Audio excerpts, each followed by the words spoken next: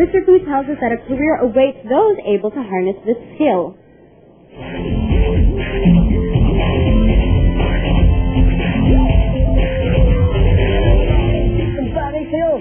Yung lolo niya, biglang lumalabas.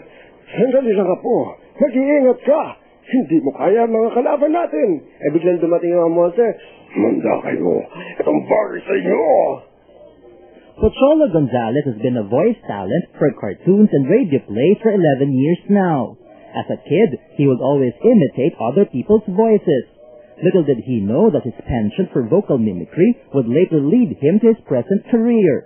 Pocholo now has his own company, Creative Voices. This is an art form na hindi napapansin for a longest time. Panahon pa na mga, anong tawag dito? Yung mga Greek, ginagawa na yung voice-over. Di ba sa teatro may nagbo-voice-over? Hanggang sa dumating ang radyo, mga radio drama. Nakakalungkot lang, hindi sila nakilala. At ngayon, yun ang ginagawa ng company ko.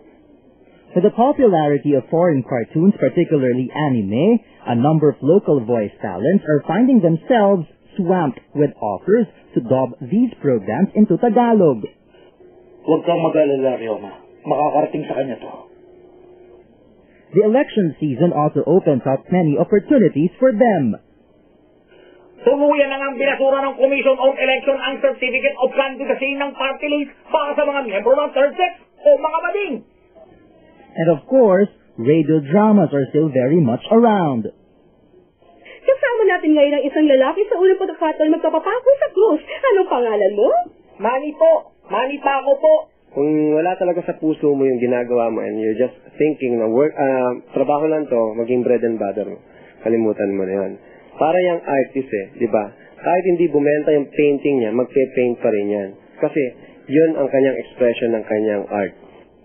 The work of these voice talents would seem easy, but as one aspires has experienced, that may not necessarily be true, although it really is a lot of fun.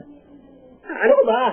Kaya nang remedyohan ngayon ng ganyan mga problema, no? May picture ka ba ng pinsan mo? O eto, may picture siya sa pitaka ko. Huwag mong pintasan ha. Mapapansin mo dyan na may split end siya.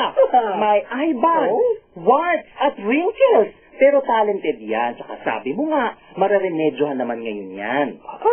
Ito ba ang pinsan mo? Akala ko makeover.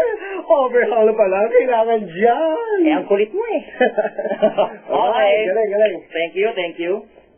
Mr. Fu, iWatch News. So that's what Mr. Fu looks like. Yeah. I've never actually seen him. So cool. I mean, who knew he was a voice actor too? True. I always wanted, just before I leave this earth, Okay. I'd like to be the voice of a cartoon character. What cartoon character would that be? Anyone in particular? Something fun. Animal? Something light and fun, like the genie from Aladdin. Can you like try to imitate his voice? No. Oh, can you do imitating accent?